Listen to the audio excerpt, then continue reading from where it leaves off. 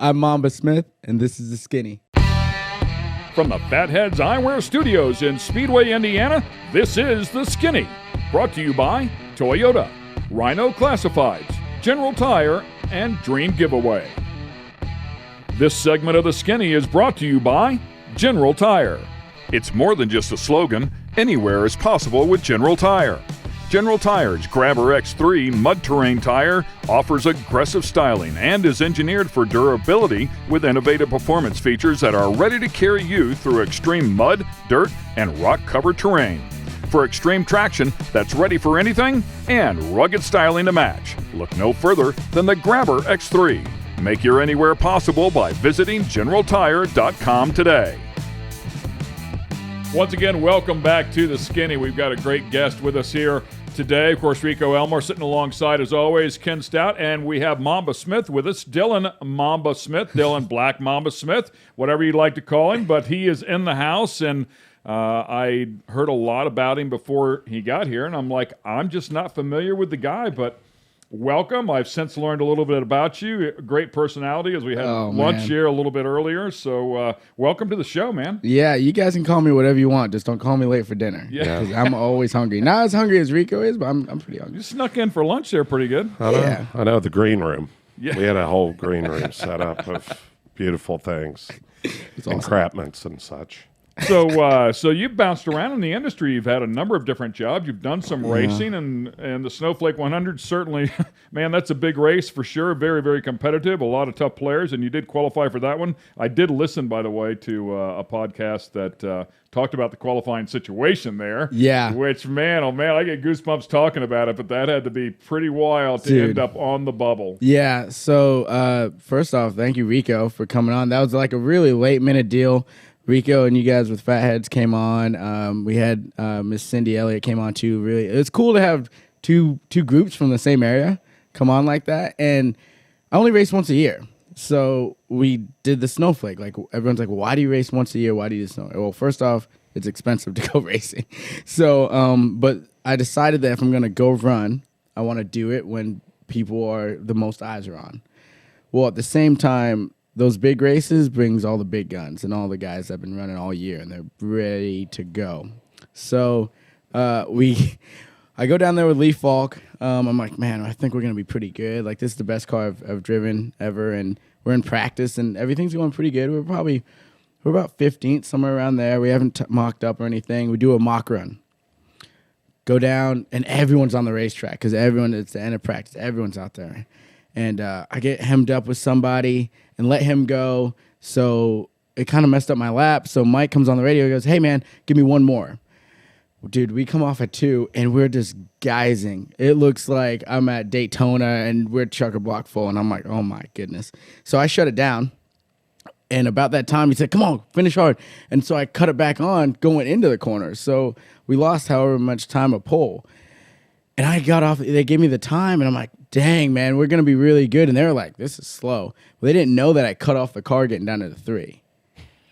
And I came in, and they're like, you cut it off? I'm like, yeah, I cut off at, they're like, you cut off at the flag stand. I'm like, well, yeah, but I cut it off down the backstretch. They're like, oh, okay, we're going to be all right. So we're feeling good. Now, in Vermont, we do heat races.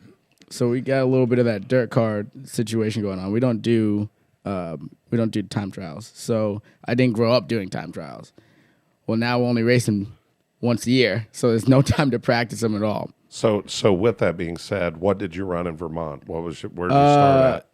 I ran at Thunder Road Speedbowl in Barry, Vermont, which is Ken Squire's old track. We ran American Canadian Tour Late Models, which they're like a cross between a kind of like a street stock and a Hornet? Yeah, basically. No. This is going to be a long show. Dude, the Hornets are fun, man. Yeah, those are fun. I'm into the Hornet deal. I'm telling you right now. I think if I could fit in one, I would get one. We can get you into one. The one with the driver's door, and you just open it up and a little Capri. Yeah. No, they're like a late model. They're just like older late models, Pro Shocks and old Hal bars and stuff like that. So run the qualifier. All right. I missed my lap terribly. Cut the corner and they're like, I think we'll be okay. We're watching them, and cars that we were beating all week are now beating us. What'd you get? Did you only get 1 lap or 2? We get 2, and I cut the corner on both of them. I didn't arc it. It was just like is the worst ever. And I'm like, man, You think it's tight. because you race so much? Yeah, probably. Yeah, I think if I raced less, I probably would have done better. I mean, there's such for the people that are out there that know, they know, but for the ones that don't, I mean, qualifying alone is an art. I mean, it's an absolute, and there's qualifiers and there's racers, and it's hard. Sometimes it's hard to find a guy that can qualify and race, but there's some people that just rip, I mean, right out of the box, like on the mat and rip it, you know, and they're just good at doing that. There's guys that are, a lot. I feel like a lot, you see that a lot in dirt racing. There's guys that get in a car and they just haul the mail. Now, they might not make it 5 laps into the race with 20 other people around them, but they haul it. They're 100%, right? Yeah, they're right there. So, you know, missed a lap. We're on the bubble. And I'm like, man, we put a lot of promotion into this, you know, with Fatheads, and then Truly was on board, and the Ryan Blaney Family Foundation, and Bubba Wallace is on here, and we have all these partners on here. And I'm like, we are getting close. I am throwing up. Like, I want to puke. And this camera is dead on my face because we're sitting on the bubble for, like, the last 3. And I'm, like, trying to keep it together. I'm pacing. And we see the last car come out. And no phones, right? No phone. Oh, yeah, we weren't allowed to use the phone. So we couldn't even watch on Race Monitor. Yeah, because something about somebody. Traction control. Yeah. They're worried about that. And I'm like, I'm just trying to be here. And they busted somebody with that, right? They busted Chandler Smith. In the snowflake, they busted him for having his phone, and it was like a hardcore rule. It's like, you have your phone, you got to go into the last chance. Didn't want to go in the last chance because everyone wrecks in the last chance. Dude, we're on the bubble, and the last car comes out, and it's a fast car. It actually is the guy that won the race. He qualified in through the last chance and won the race. He steps on it harder than I do, and I'm like, woo! We're in the show. The amount of stress that just fell off. Well, then I forgot that we actually had to race that night. We weren't like the snowflake cars, the supers. They get to qualify, then race the next day. We have to qualify and race the same day. Now I'm like trying to drink coffee and get myself back into it. So after all the Trulies. Yeah, we were celebrating down. I was celebrating like we won the 500. I'm like, oh, snap. No, but it was a good experience, and it got us to this point where I'm actually going to race Memorial Day weekend. In the pro late model series at Hickory Motor Speedway. Great. That's a cool place. It's cool. It's fun. I'm excited. I told everybody. And that's no joke there. No. No oh, joke. No. You're in good old boy country. I mean, they know how to wheel one around. And it's like, you know, it's like they were almost bred to run that place. You know what I mean? Yeah. There's some unbelievable, like Cody Swanson. Cody went down there and ran. And I mean, he's probably one of the smoothest guys out there, but I'm telling you, a few finishes, 5th, 6th, or whatever, and he was running for Chad Bryant. Yeah, Chad Bryant. Chad's late model. So that's cool, man. That's awesome. Yeah. Actually, that's a neat deal. I knew a little bit of you know, your deal, and you know, and Sarah was, you know, kept talking about this Mamba guy. Of course, you and I have known each other for a little while now. Yeah. She's talking, and I'm like, listen, who are you talking about? What are you talking about? I mean, like, she's just going on, like, you got to meme, and of course, you know, he and I talk on the phone, and you know, awesome conversation, and then of course we get to hang out. Other times we know a ton of the same people, and But yeah, I mean, so is your aspiration to run any more than you do, or what's your thoughts there? Yeah, I mean, I'm 28, so in the way the landscape is now, which I don't really like it. But I mean, that's hard to believe. You're 28. I'm 28 too. I mean, my hair might not have thrown. Well, no, you're at least 28. He's 28. You're at least 28. It's the way you lay the words out. Like, you can make something sound a lot different if you just layer it differently, right? Periods and commas matter. He's at least 28. I love that. Yeah, no, I mean, the way the landscape is in asphalt racing and like NASCAR, it's like if you can find somebody to believe in you and write a big enough check, you can go run. Right. So I would love to, and I feel like I'm kind of closer to that now, because I do so much stuff off the track to attract some on-track stuff. But I think people get mixed up between the dream and the goal. Right. The goal is to race on Sundays. everyone wants to race on Sundays. That's the goal. The dream is to race every weekend whenever you want to and enjoy it and not have to spend a ridiculous amount of money. Right. And so I'm chasing the dream. I mean, So think about all the folks that make a living doing that. Right. Right. Living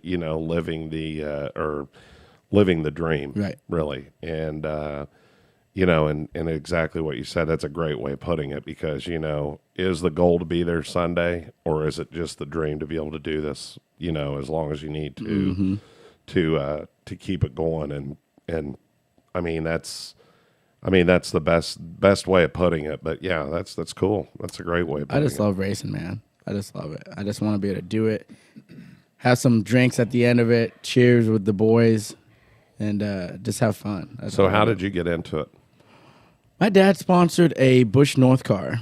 Bush North. Bush North, yeah. We're going back now. Way back. Bush West, Bush North. Yeah. So out of my hometown, this guy named Kip Stockwell. Say that 5 times. And you're fast. from the Northeast. Yeah, I'm from Vermont. Mm-hmm. Yeah. So I loved it. We went to the local track. I was like, man, I want to do that. I was like 3 or 4. That summer, my dad bought me a go kart. We won early, and I figured out that I like winning, and winning's fun. So we did that. Isn't that amazing how it's that works? Weird. I never would have thought I liked winning so much. And whatever, it's okay. My dad wanted me to be like Tiger Woods. Well, he figured out that after I started throwing clubs at like 7, maybe I was a more emotional athlete, so golf might not be That may not be swing. the path. No. If I when you in golf, like if you mess up, like it just goes downhill from there, right? Yeah, because you come back from a bad shot easy, and you don't. It doesn't stick with you, and you don't think about it much. You can hit 18 good shots in a row, and you hit one bad one. The rest of your day is shot. Yeah, you're like, I'm done. I'm never doing this again. These It's clubs funny are because horrible. My golfing career was exactly the opposite of that. I would have let's just get closer to a real number. I would have about 102 really bad shots and 1 good one. I'm like, oh yeah, I'm going back. I can do this. I got it. I can do it. I figured out that like I'm a good golf partner. Like if we're playing best ball, like I can tee off pretty well. I can putt pretty good. It's that middle stuff. Now the problem is, after about hole 3, I'm like 5 Trulies in. Yeah. And there's 18 of them. Yeah. 18 holes. So that's so we're playing best ball. And if you're playing in a scramble, it's going slow. Yeah.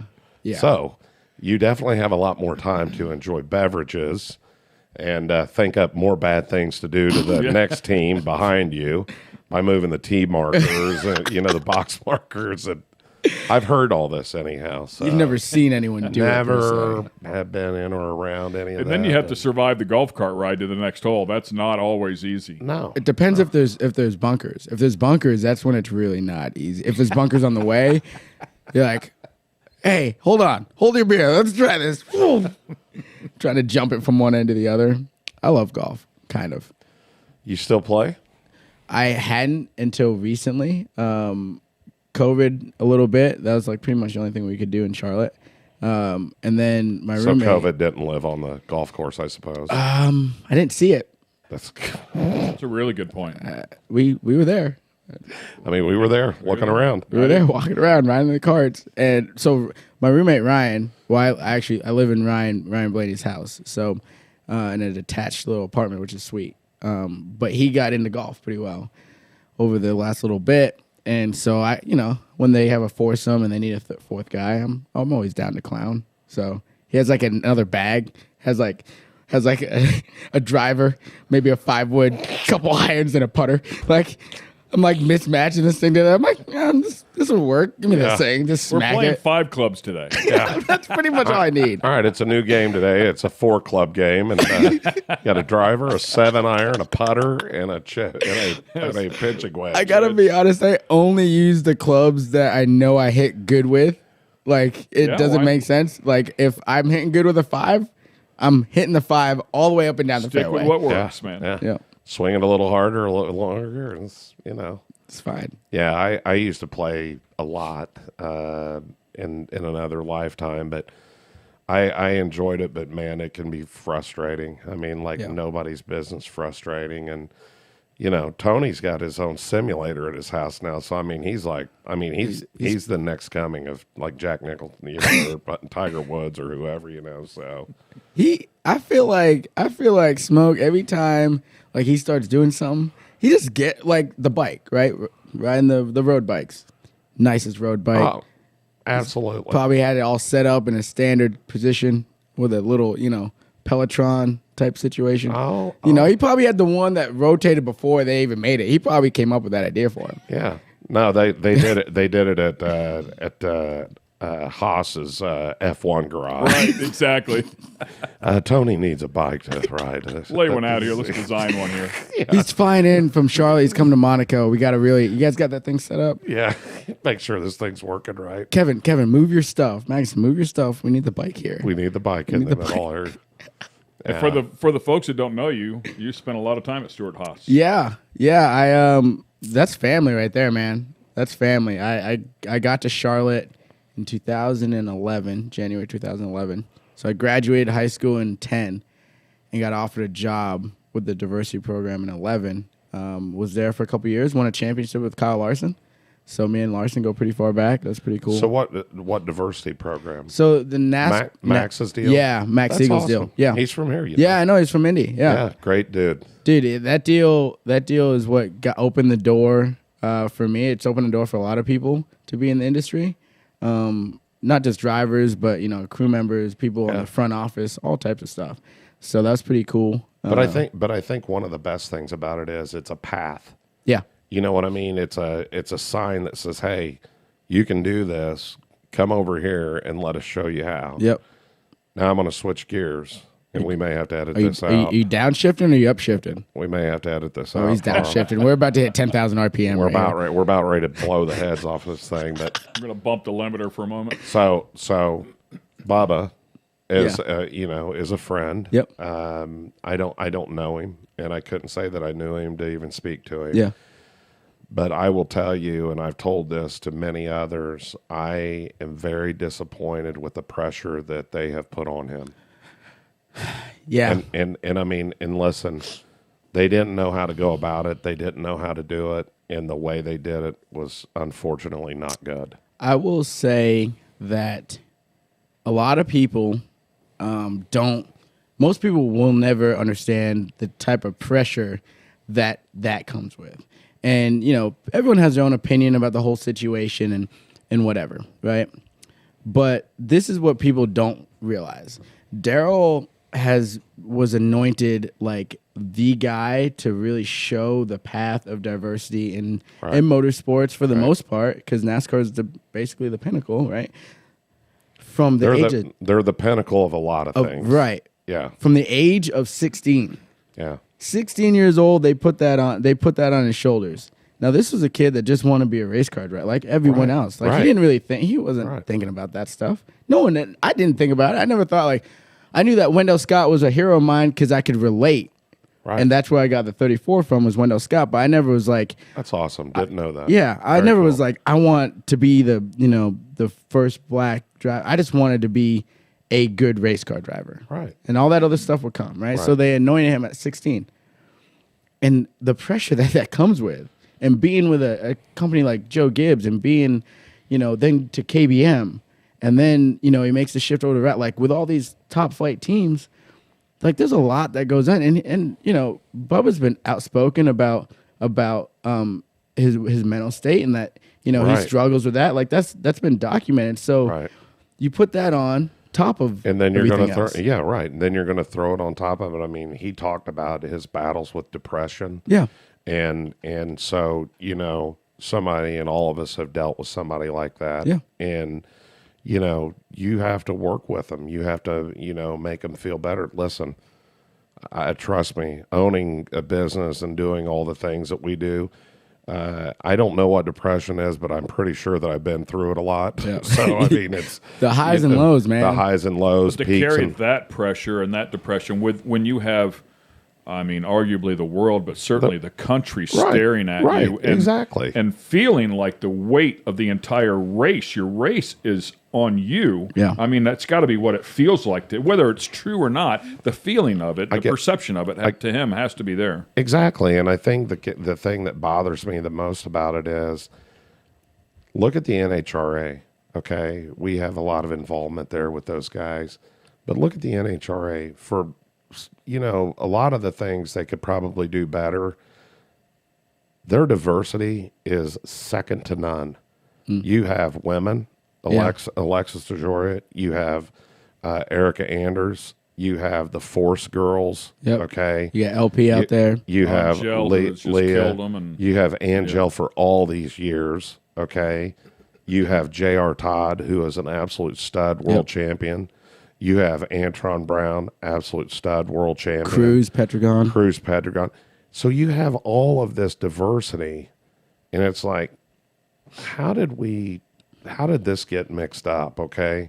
NASCAR, for all of the great things they do, how did they get this sideways? Because listen, I hear a lot of the rumblings and grumblings about, Oh yeah, about when you're in the Darryl. network. Yeah. And listen, and every time I hear it, I say, listen, if you had the same pressure that kid, he's a kid, okay? If you had the same pressure that kid had on him up to this point, I mean, he's lucky to even be able to put a sentence together. You know what I mean? It's a tough gig. And I try to talk, you talk about the NFLs, the Major League Baseball, and those are kids. Yeah. Those guys are kids. Right. Okay. Those are kids. Okay. So here's the bottom line. You have somebody running those organizations that clearly are leading them. Right. Okay. The NHRA never have seen him lead anyone. Okay. In that manner. Right. Okay. Never have seen him lead anyone. You got the best car up on the line and you ran it. Yep. Right. And so when you get all these folks in there that start leading these kids, hey, we need to do this because this is the right thing to do. Well, the right thing to do by who?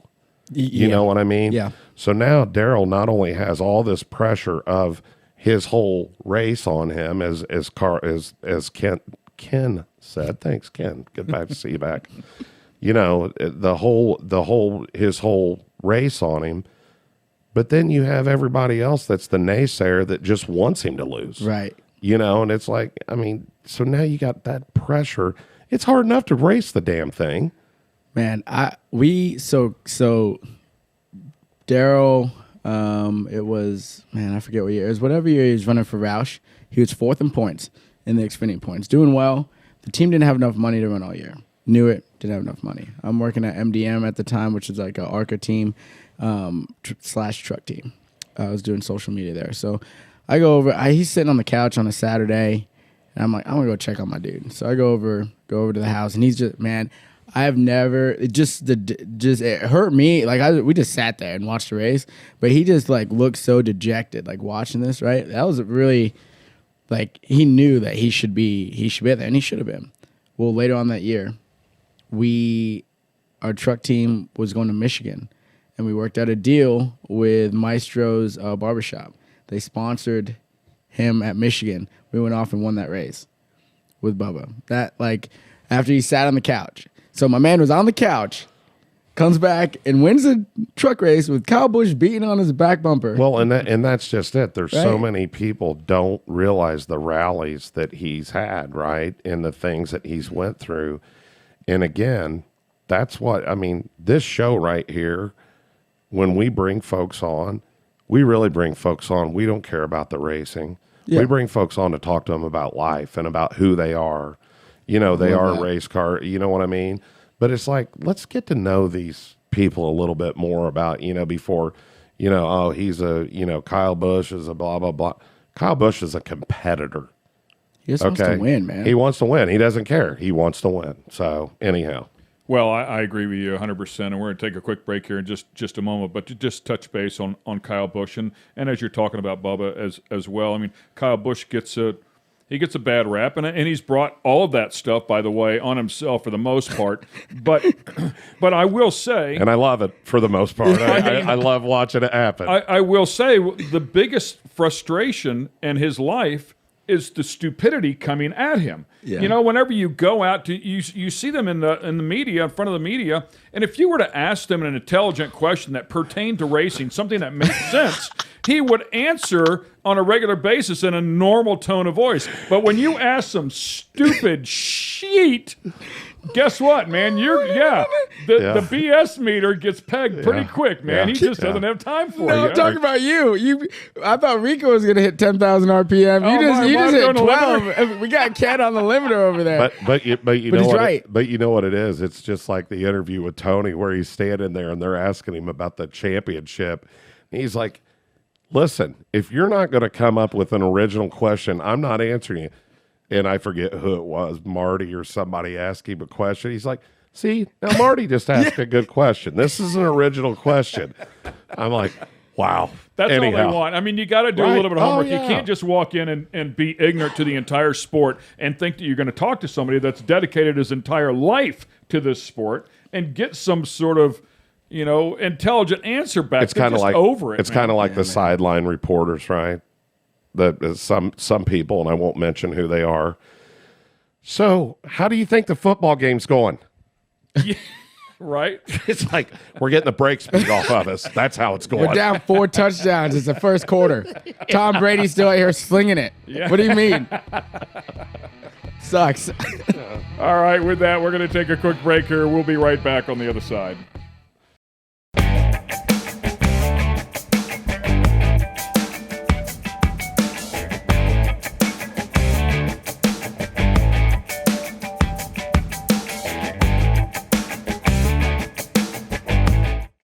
This segment of The Skinny is brought to you by Rhino Classifieds. Tired of all those ads and random stuff that shows up when you're looking to buy or sell your car parts?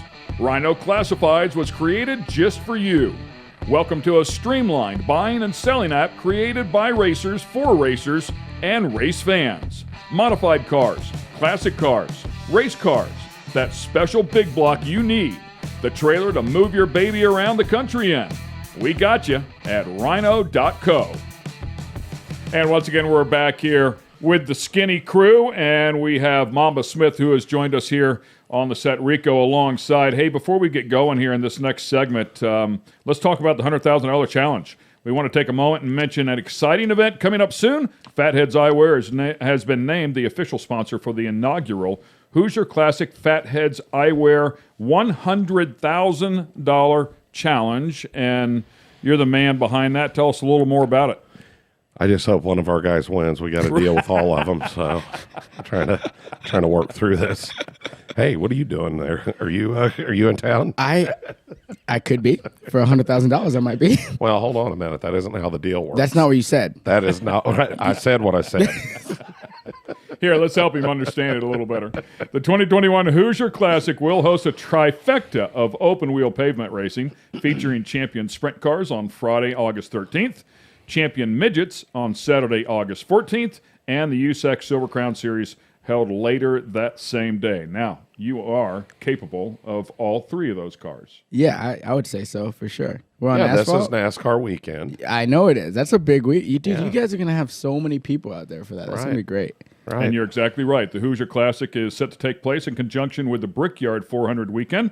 Competitions will all take place at the Oval at Lucas Oil Raceway. If a driver wins 2 of the events, they will claim a bonus of $50,000 on top of the prize money. And if someone conquers all 3, then they take home the $100K, and that would be enough for you to keep racing some more. That we go racing for all next year. I'm actually, me and Rico might go on a boat for a little while. Yeah. I might I might have to cut the big guy back in. Yeah, maybe pull back in on this. Called deal. mutual respect. Hey, is Cody? Cody's gonna be there, right? Yeah. Y'all might as well just y'all are Yeah. gonna be racing for second. You might. As Well, I mean, he's one of our guys, so I know. mean, you kind He of is understand where I'm headed with this. Look, Cody. I will say I interviewed Cody on the bull ring on Speed 51 a couple weeks ago, in which I didn't even know he was going to be on. I'm like, oh, my fathead teammate. That's cool. So, but he has highly impressed me in the stock car stuff. Right. Like all year.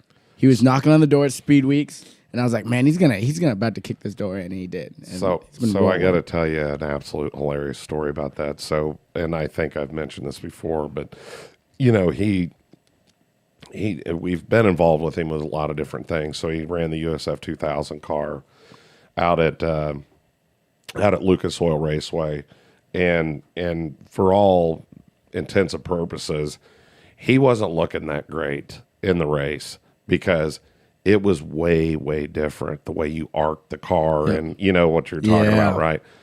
But I can tell you this, he's a quick study, and he pulled this thing together like nobody's business, right? So he gets going, and anyhow ends up winning it.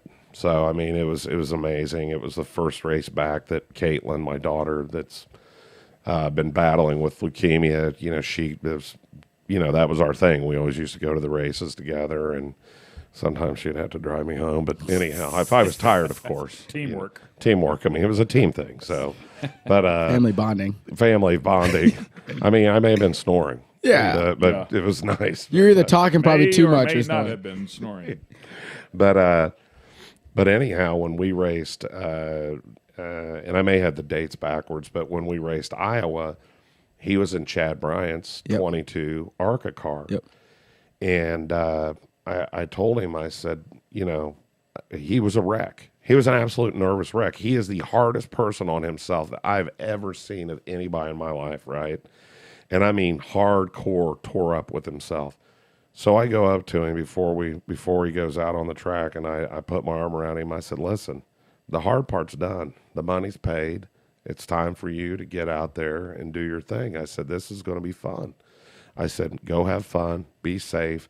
And I said, where it sorts itself out, it'll sort itself out, because really at that point, that's where you're at with it. Yeah. You know what I mean? So anyhow, he goes out, and I think he ends up finishing sixth. It's sixth or eighth. We'll go with sixth. We'll go with sixth. I think it was sixth. Six, yeah, definitely cut six. him out. Definitely six. Anyhow, cut his mic off. Sixth, anyhow. Don't pay attention to the guy over there, anyhow. But no, so, you know, but when he's done, I go down and talk to him, and he's like, I don't blame you if you never sponsor me again. I can't believe how bad I am. And I was like, did you watch the same race that I was watching? I mean, you know, he had some tough competition out there, right? Yeah. So anyhow, fast forward, he comes to me about Speed Weeks and you know, a couple other things, and I said, yeah, I'll do it with you. I said, I'll help you out, man. I said, I'd love to see you make something happen. I said, but one thing. He said, what's that? I said, if you don't put a fender on somebody, I said, I'm never doing another thing for you. He's like, I love that. Well, what do you mean? Put a fender on somebody? And you know how he's the nicest, He is not gonna do it. Nicest individual. He goes, well, you know, I don't want to. I go, I didn't tell you to dump him or run him into the corner till they see Elvis and drop him off. I said, drop him off. Just put a fender on him. So let him know you're there. Touch him a little bit, you know? Well, okay. I mean, I guess I'll try it, but I mean, I don't really want to do that.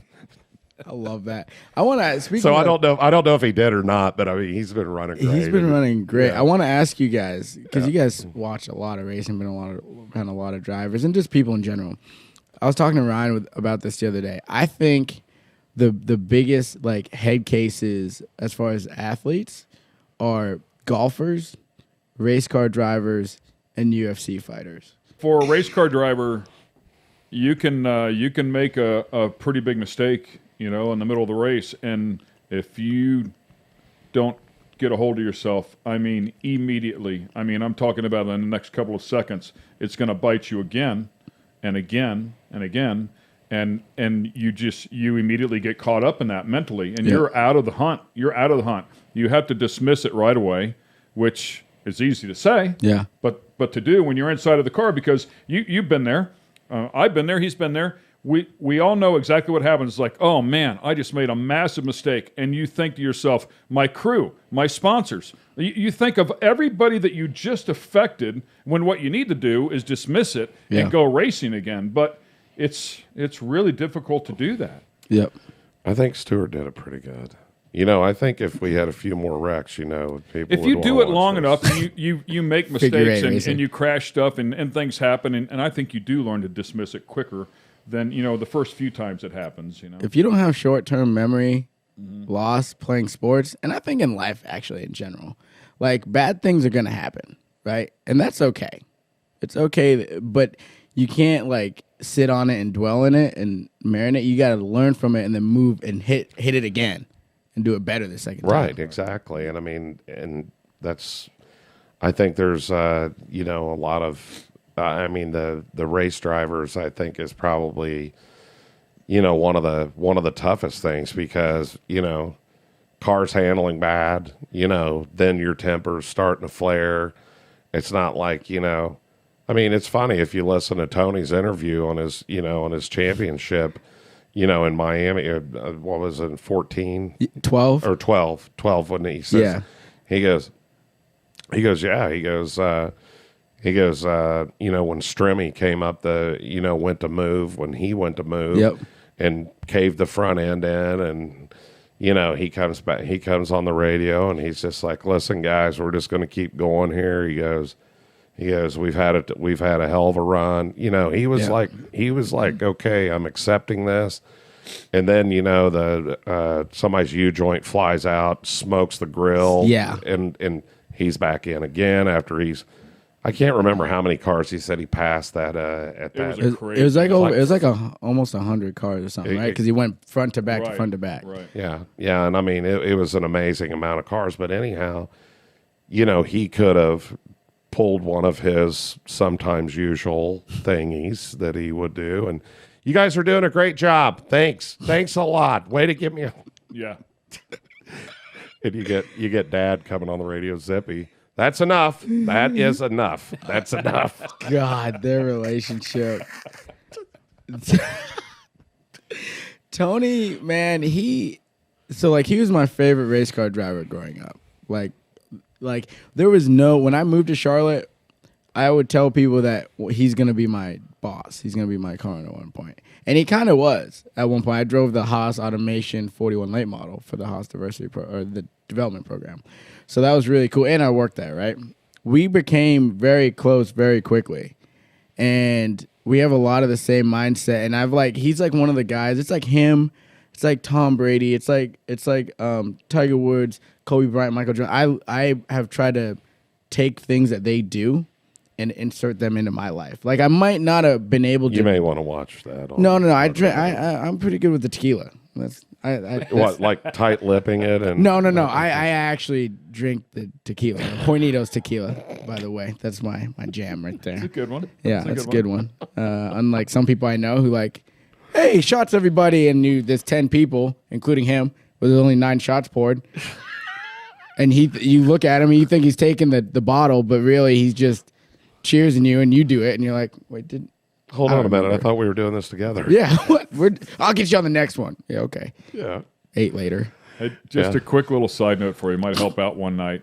The color of beer and tequila is almost the same. So if you wanted to fill your shot glass up with beer and everybody else is with tequila, I'm not going to tell you that I've ever done this trick before, but I will tell you there's a pretty good chance you might get away with that deal. Truly is light. Like that too. I could knock down some shots of Truly now. Yeah. They're like, oh wow, look at that purple tequila. So the way it came about was we had really, it was like extended family, and the guy was a salesman, and every time we'd go to his house, there'd be a fight on, like a Tyson fight or something, and he'd invite everybody over, and he would just start the second you walked in, he was selling you a shot. Do a shot. Let's do a shot. Let's do a shot. I mean, relentless, dude, all night long. So by the time those fights come on, they're 12, 1 in the morning, right? Yeah. Oh yeah. You never the even main see card. the fight. I mean, you feel like you've been hit by Tyson. and you're Like trying you're to laid fight out on the floor. You're trying to fight the guy off all night long. It's like, dude, I don't know. Okay, all right. And you think I'll do it and he'll go away, but he doesn't go away. He just keeps coming back.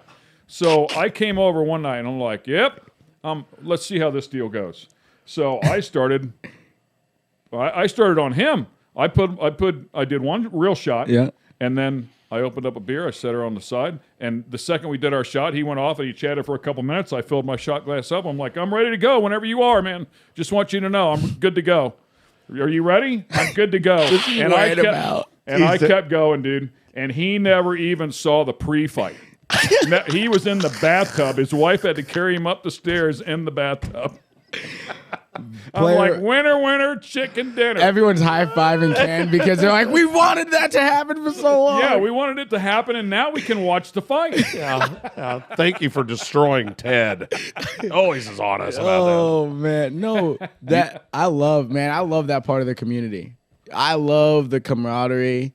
I love how everyone just wants to have a good time. And that, like, we talked about diversity earlier, like, a lot like my barber, he'd be like, man, what's NASCAR? What's it like in there? I'm like, if you walk in there, people are going to look at you, and then they're going to throw you a beer. They're going to tell you, thanks for being here. Yeah. And you just go on back to their camper later on and you have a good time, man. Right. It's for everybody. Racing is literally for everybody. And and that's the whole thing about it. We talk about the stars of the sports that we know and friends and things like that. At the end of the day, they just want to be treated like people. They don't need somebody, climbing on them. I mean, listen, they get that all day at work. You know what I mean? Yeah. They just want to hang out with the boys and, chill out. And it's funny that you said that Tony was that was your guy growing up. So I got two great stories that go with that. We were... Tell him just one. Just, if we could just get one of those, wouldn't... I mean, we got to fill in some dead space. You haven't got this to say, so anyhow, might as well go ahead. I don't know what you two over here figured out before the show, but anyhow. So we're in Richmond, okay, at the Cup race. Tony's racing up the road at the, what is it, Virginia Motor Speedway, the dirt track. Yeah, the dirt track. Pretty wild place, by the way. Is it? I mean, it's a hammer down joint. It's a big place. So the folks that own that are the folks that used to own Richmond. Yeah, that makes sense. So they have put big grandstands in, and they know how to bring people in. I mean, they're one of the original NASCAR track people that knew how to bring the fans to the show and things like that, which we need to get back to. Find a little of that gold again. Yeah. Anyhow, long and the short of it, we get done racing there. We go back to the hotel. Well, where we're staying at is the same place SHR's staying, Stewart-Haas and everybody. So all of his teams are there. And we pull up and we're getting ready to walk in, and one of his teams is standing out there, Harvick's team or whoever, Boyer at the time, is standing out front, and this African-American gentleman walks out. And he looks at Tony and he absolutely loses it. He's like, man, I can't believe this, Tony Stewart. Like he is, and Tony, cool as a cucumber, sitting there talking to him. This dude's wife walks out. He's like, babe, you know who this is? She's like, is that the guy off Impractical Jokers?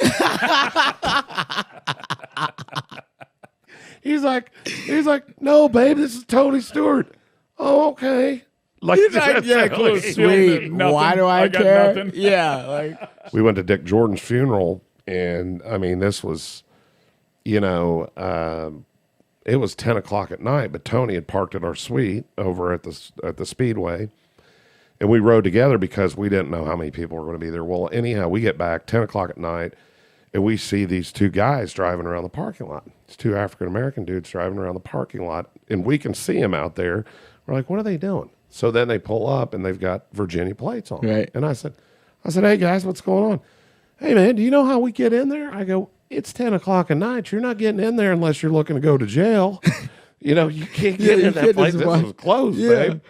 He goes, oh, okay. And I said, where are you guys going? They're like, man, we're going to surprise our buddy in North Dakota.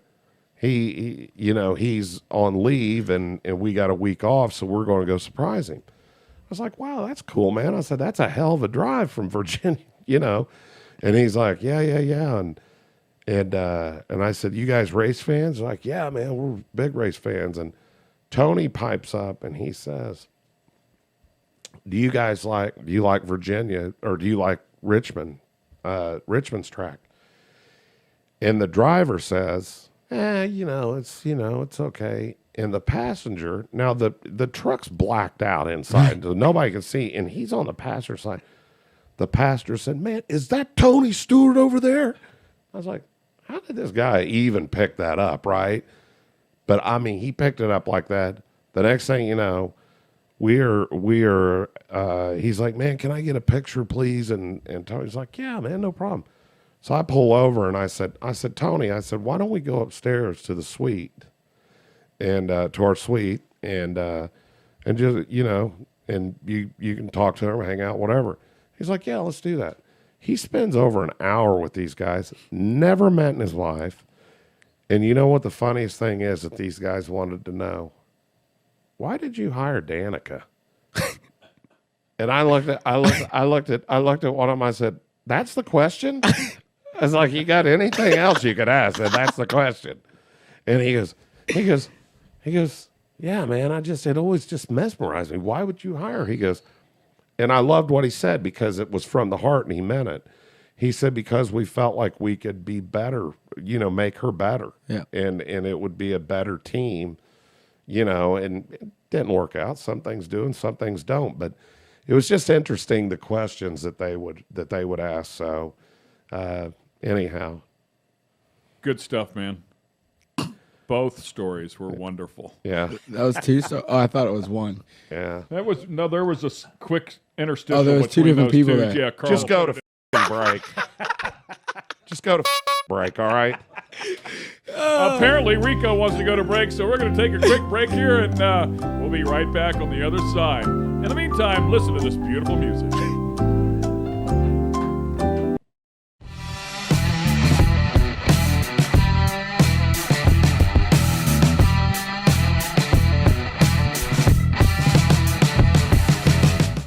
This segment of The Skinny is brought to you by Dream Giveaway.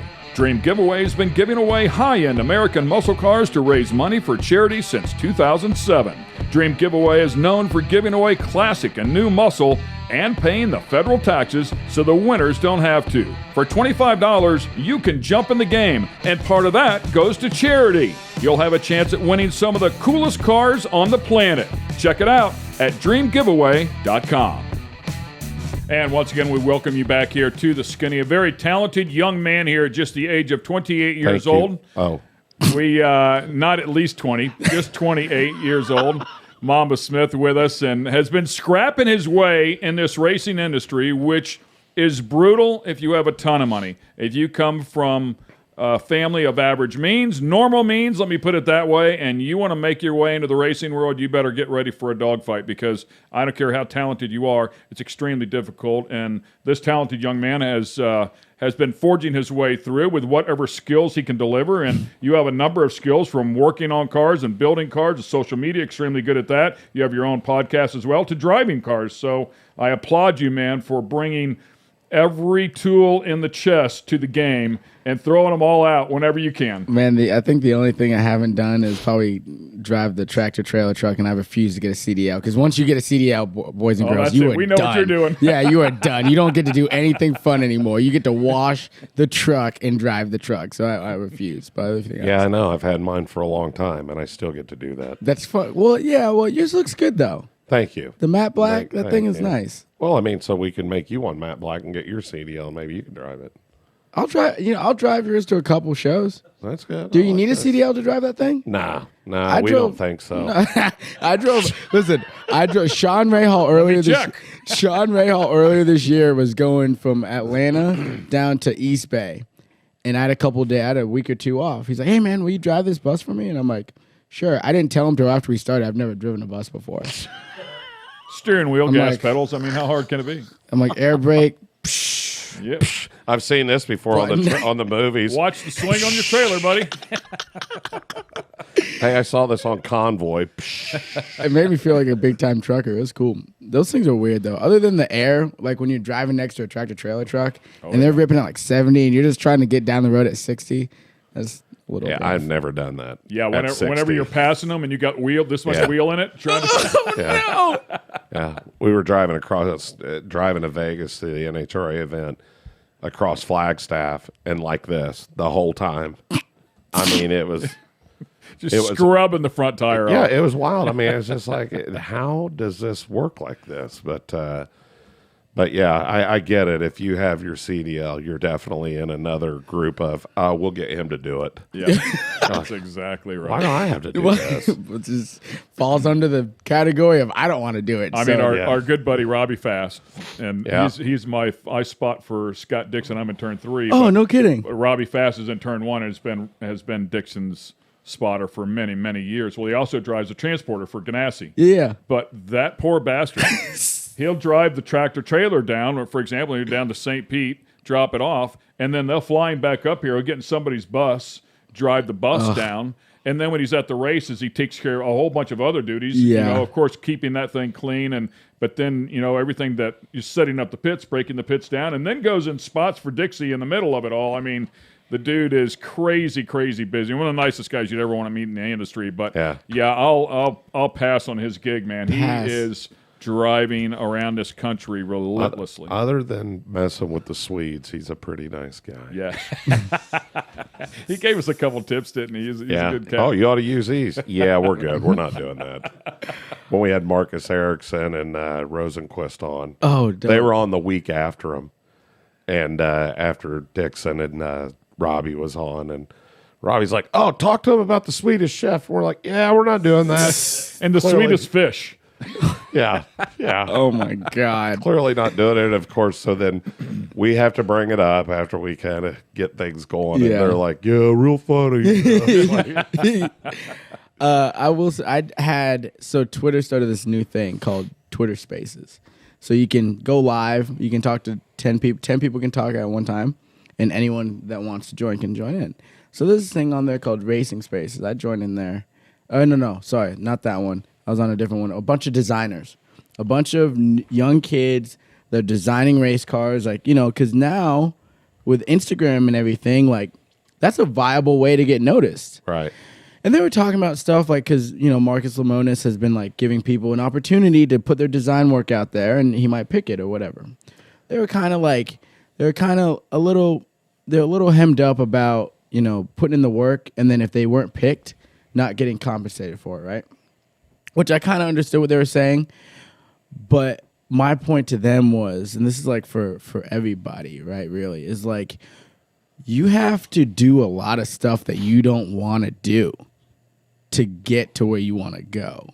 And like, that is so important to know that that's earning your stripes. Like, if you don't put in the work beforehand, you ain't ever going to get to where you want to go. Like, I say yes to the dumbest stuff and like hard work and stuff.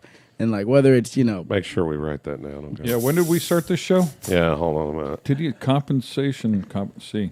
Hold on. What does that mean? March. It was December 2019, I think. Yeah. And so when's all that hard work, and when's that compensation thing start? I'm gonna have to look up in the dictionary what compensation means, and I'll get back to you. He's using these words. We're a year and a half into this thing, and I mean, so I started Fatheads in 2004. It's exactly what you said. Yeah. You know what I did this morning? I mean, I don't know what everybody else was doing at 5 a.m.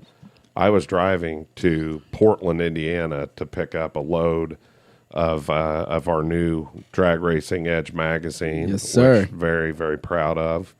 A lot of hard work went into by the group, and but you know what? It's like, I mean, who else? I mean, hey, you know, I mean, he clearly wouldn't have been able to get up that early. I mean, Geritol still would have been kicking in, so, you know. Yeah. You know, but anyhow. I was with you in spirit. Oh, it felt like it the whole way. Right on the lower half. He really felt shit. I woke up at like the turtle head. 6 a.m. and I was like, I hope Rico's doing okay. I better get a cup of coffee. Yeah. I'll text him here about 8. Yeah. See where you at. Well, yeah, bud. Hey, did you get up there? I mean, are you headed back yet? You on your way back yet? I want to see the book. Let's see what that looks like. Brand new edition. It is our first edition, Volume 1, Issue 1. While the Drag Racing Edge magazine has been out there before, this is the first one that we have produced. Hats off to the entire staff. Our chief editor, Evan Smith, is also a fabulous photographer and has a ton of photos in here, including the one on the cover. But this is available as of today So we'll be handing these things out at Charlotte and Dallas, and it is a bi-monthly magazine, Houston. And it's called Drag Racing Edge. I'm sorry, Houston. Yes, sorry. Drag Racing Edge. So check that out. It is available. Art of the Wheelie is the first volume, issue 1. So That is pretty cool, man. And the magazine is beautiful. It absolutely has some. Really I'm glad cool you stuff talked in it, me so. into that. Congratulations on that, guys. That's really cool. You had some people have a vision, dude, and some people don't. Ken the whole way is like, man, are you sure about this? I'm not really sure that Print. So, are you talking about print? like magazine? printing a book magazine. Like, is this online only? Yeah, I mean, right. do you know how that's trending? Just curious. No, We're gonna break the trend. I think we're gonna have Someone's fun got with to. it. Time for a quick break. Don't go away.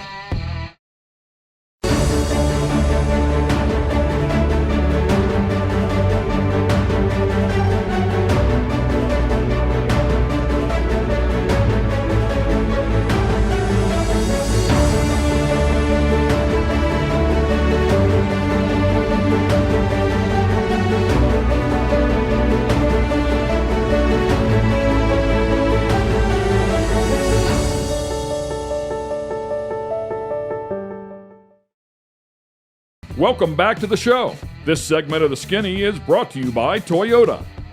one thing COVID had made, like if you didn't, I figured out real quick, no matter, even with all this stuff I have going on, if you didn't change something in your life in a positive way from COVID, if you didn't learn something about yourself or learn that you didn't like what you're doing or that you needed more of something, then you wasted, I feel like, the whole COVID time for sure. And Alcohol. Yeah, I knew that I need more Truly and more Hornitos, so I got that. I got my Hornitos kicks on. You know, Very good, I'm gonna very go down the street, get a case of the peach Trulies. I love those things. Anyway, it's your shameless plugs right there. I I'm like telling it. you, You like stuff. that? I You like mean, that? Yeah. No, stuff. but I started a little media company called Mamba Media that we're building out. We're bringing together a bunch of motorsports content and podcasts and people that are doing it for fun, but have a knack for it and are good at it and should be doing it for more. But they can't. Something I figured out with my show, the Racing Fans I was doing, is even though I had who's who of NASCAR people in there, it wasn't going to get sponsored because this is one singular show. I had to spread out. So that's what we've done, and we're bringing people together. And I love giving people opportunity to reach their potential. I like being a part of that process, and that's why I think I love like kids, is because watching them like grow and learn and start figuring out what they love and helping them mold that and like go be great. Like, Adults too. I mean, Why are you pointing at Ken? Um, I don't know why he's pointing at me and saying adult. clearly missed the mark of that opportunity. My bad. He's the loud one that got in trouble in school, so that makes sense. Listen. I was right with him, by the way. Just Exactly. different That's school. what I did completely. Yeah, don't put us in the same room together. Yeah, no, they immediately close the doors. We Yes. tell them, you need a special room for us. No, you guys will be fine. No, you're fine. And, This yep, is quiet back here. about 5 10 minutes in, they start closing doors, and Yeah. all those walls you didn't think existed, but they can move around. Pretty Yeah. soon, we had our own little space. Yeah, they built an origami, Origami. area for us. It was good stuff. Hey, man, one more question. We'll let you go. We've had you on here Yeah. for a little bit. Tell me how you got the name. Well, if you ask this one guy on Twitter, it was something to do with something that it wasn't. But no, so 2009, I go down to Charlotte for the first time, and I'm part of that diversity program. And we go karting, part of the deal. We go karting, and I picked a name. And at the time, Kobe Bryant was the best basketball player on the planet. They call him the Black Mamba. I'm like, man, I like that. I like Kobe. Like, I'm gonna put that in. So I put that in my racer name. I leave. Didn't know I was going to move to Charlotte for the next 10 years, but I come back, I move, and it keeps your name in the thing, right? Like, Yeah. Right? So the next time I go, I'm going with like Brandon McReynolds, Joey Logano, Corey LaJoy, Ryan Flores, Mark Davis, like a bunch of racers, right? They have this go-karting league called Field Fillers that they run actual go-karts at, but they off-season, like, hey, let's all go go-karting. So I got invited, and first time meeting all these guys. And they're looking at the leaderboard. I think I was like, I don't know, 7th or 8th out of like 20 or whatever. And they're like looking at it like, who's the Black Mamba? Again, 5'6'7" me. Yeah. What's up, guys? Like, hey, nice to meet. I'm Dylan. Nice to meet you. and they're like, that's awesome. And like because I'm of Haitian descent, so my helmet at the time was painted up and said Hot Rod Haitian on it. So they're like, that's great. Like that's awesome. And so that next race, I start on the pole. Like to my left is LaJoy, to my right is Logano, right behind me is like either Flores or McReynolds. We get going. Here we go into the first turn. It's a hairpin.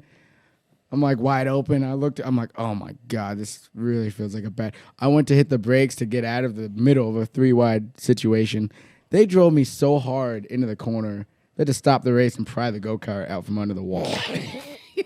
Welcome to the club. Welcome to the crew. And I'm like, Bud. hey. After that, like everyone was K&N racing at the time, so I was on, like I said, I was on Larson's crew and around. So like, right. They didn't know my name. I swear to God, they didn't know my name, and for like a year. I remember I had one buddy named Too Tall, Michael Medill. He calls me one time, leaves me a voicemail.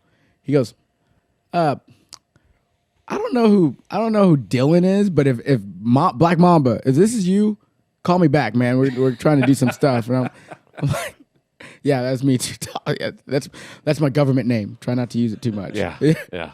That's how I judge. That's how I judge how long I've known you. If you call me Dylan, you're north of the Mason-Dixon line, or we probably went to high school together. Right. If you call me Mamba, you're south or everywhere else. That's great. And so that's how I judge it.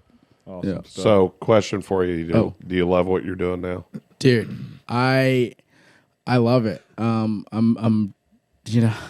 I talk about, like, I put a post out the other day that what if I told you your dreams are just your glass ceiling? My dream was to be in NASCAR, be in racing, and this, that, and the other, right? Well, like, I've been doing that since I got down here, but it's offered up so many other things, like being able to meet you guys and being around NHRA and being around Ferrari Challenge and Dodge and all this stuff. And so I've already done shattered what I thought my dream was, being a kid from Vermont. And the journey has just like taken me to a wholly different place. And so I love it, and we're building on it. I'm putting myself around a lot of people. I've been able to connect the dots to make Right. a lot of new business opportunities happen, and I'm excited about it. And that's one of the biggest So- things in it is connecting the dots. That's it, because listen, you can have as much education as you want, and if you don't have the right connections and the right people that are around you, I mean that's what it's all about. So know if there's anything that we can do for you, short of write a full sponsorship check, we would be more than. Did you hear that? Loud and clear. What has the Skinny been on a race car? Like, has the Skinny been on a race car? We're on Roberts. We're on the side. My son's driving a truck and super stadium trucks for Robbie Gordon. Is he really? We got him on the side of that. That's all. I thought I Have seen you it drove some- one of those? No, but I know where Wild. Robbie's shop is, and those guys are always practicing right there in the Yeah, middle. yeah. of it. He went down there and shook it down. Yeah, That's nuts. it was. Yeah, he said that it was like nothing. It's a crazy. I mean, he's won championships in sports cars and short course off road, and he's driven a lot of different stuff. And he said, "Man, I've never been in anything even remotely close to that thing." Let me tell you, we're talking about kids and people coming up and watching potential. Max Gordon. Oh, Max is. Oh yeah, Max Yeah. Gordon. If you don't know his name, you will, I promise, because I don't know what he's going to be He's a racing. spitting image of Dad. And he drives just like Dad did. Oh, yeah. Like he is going to be. Can you tell the story about him and the drivers' meeting? Yeah, well, he shook down all the trucks, like because we just raced at You, St. Pete. you're talking who shook down? Max. Max. Did. 12 years old. 12 years old. 12 years old, and he shook down every truck that they took to St. Pete to run here just a couple of weeks I mean, ago. that is wild. So, and so good. yeah, I mean, he's super talented. No question. You know, we was talking to Davey Hamilton, and Davey Hamilton said, I went there and I was supposed to get a UTV, and Gordon tells him, Robbie says, it's in the truck. He looks at Max. He says, Max, go get it go get the UTV out of the truck. Well, the truck is a tractor trailer. It's got the lift gate down, but it's not all the way down. It's up in the air. So he looks up there and he says he's thinking he's going to roll it out there and just lower the gate. And he said, nope. He stands on the throttle and just sails it off the back of the tailgate and lands it on the ground. There's your UTV, buddy. There you go, Bob. Kid's crazy. He's crazy. So fearless. I think he was 9 years old when he didn't just drive in, but completed the Baja 1000 at like the age of 9 with Dad, I believe it was, on a UTV. So he's already had a ton of desert experience. But as we talked about, his attitude, his personality, I want to say. His personality is just like his dad. He's aggressive. He's just a switched-on little guy, and he has more confidence. He's got truckloads of confidence. So, yeah, we're in a driver's meeting, and Bo Lamassus is in there. And you know who Bo? Yeah, I know who Bo So, is. wound up dude, right?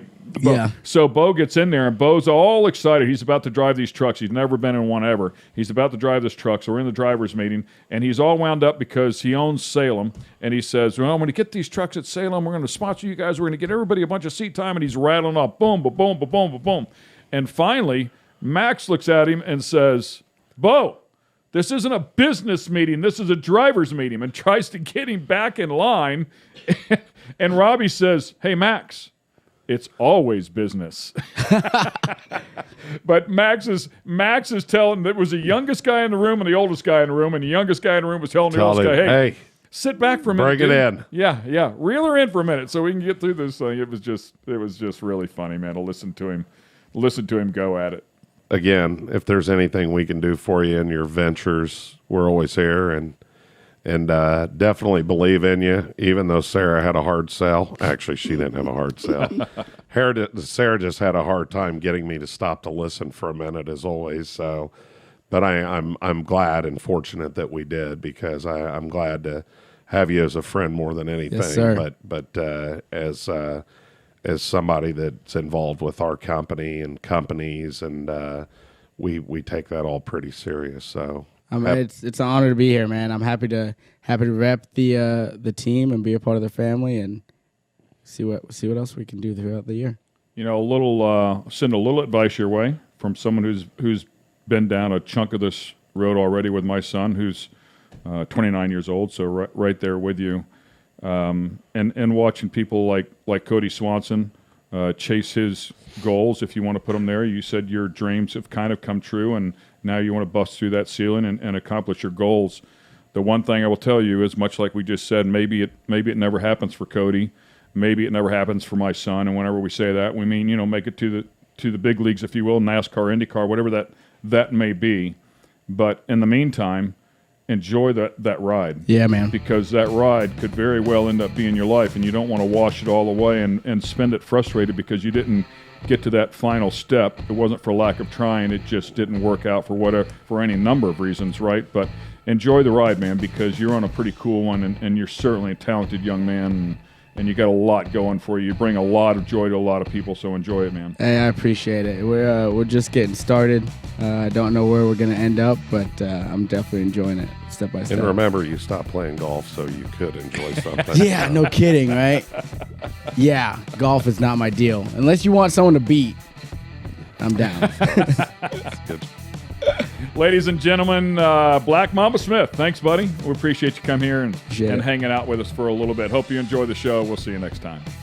Thanks for being with us here on The Skinny. This episode has been brought to you by Toyota, Rhino Classifieds, Dream Giveaway, and General Tire. For the latest in sunglasses, optical frames, accessories, and apparel, be sure to check out fatheads.com. That's Fatheads with a Z.